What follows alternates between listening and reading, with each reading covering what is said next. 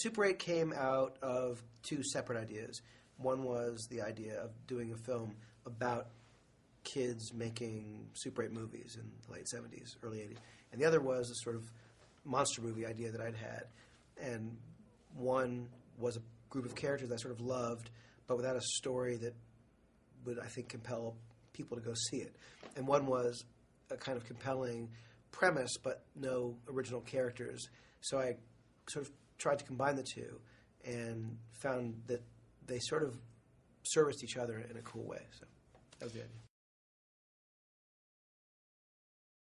One of the challenges of Super 8 is that the cast of the movie has some adults and some kids. And I wanted the kids in the movie to feel like genuine, real, soulful kids and not sort of entitled, actory kids, which is often, what you get. And the search was endless and took months and months and months and months and months. And it was pushing production because we couldn't find people. And but we had an amazing casting director, April Webster and Melissa Weisberg. They were just wonderful. They just saw thousands and thousands of kids. It was important that the main kid, in my mind, not be the sort of bossy movie maker, but rather he be the kid who sort of follows that bossy movie maker. So the main kid is Joe, and we found this kid, Joel Courtney, who we brought back in a dozen times to, audition him. Because the character of Joe needs to do a lot. He needs to be sort of every emotional extreme. I mean, he's got to be, funny. He's got to be terrified. He's got to be heartbroken. He's got to be lovesick. He's got to be furious. He's got to be, devastated. It's like the range was just so huge.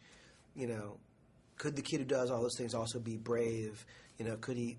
It was just endless. And we kept bringing him in to sort of test him because I needed to know that this kid who'd never been on the set of anything wouldn't fall apart when we were suddenly throwing a scene at him.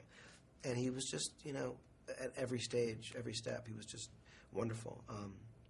The kid who plays Charles, who makes the movies, was played by this kid, Riley Griffiths, who's just, got the biggest heart of any kid I've ever met. Just, such a sweetheart and really funny and has a kind of,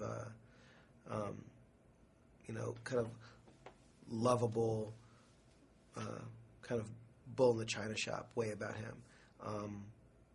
And he was great. One of the first kids that we cast was this kid, Ryan Lee, who plays Carrie, who's the sort of pyromaniac of the group, and he's hysterical, and he had these, amazing teeth, and he had braces on, but the braces were sort of modern, current braces, so we actually had to have them removed to give him a retainer to have braces that looked like the braces he would have had back in '79.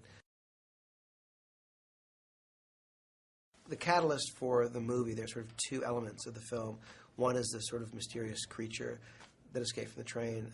The other is a sort of equally mysterious creature, at least for these boys, which is this girl named Alice Daynard who goes to their school. And the main character is clearly smitten with this girl before the movie begins. And working on this movie, she's agreed to be part of it, gives them an excuse to hang out and get to know each other. And we were incredibly fortunate to cast Elle Fanning as Alice. And Elle brings a kind of sophistication and presence and poise and, goofiness and maturity and, talent, just absolute talent that, I don't know if I've seen before, really. And it's amazing because she wasn't even 13 years old. She was 12 when we shot this.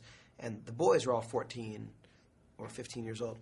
And she clearly is, a light year beyond their level of sophistication. She's, 2 years younger than they're. So she's just incredible and gets to be a really strong presence. She's a very sort of strong, tough kind of character, and yet there's this love story at the heart of Super 8, and that to me was always the most important thing in the movie. All the monster stuff and the mystery is great fun, but the key to the movie, the only thing I really cared about more than anything was this love story between the character that Elle plays and the character that Joel plays.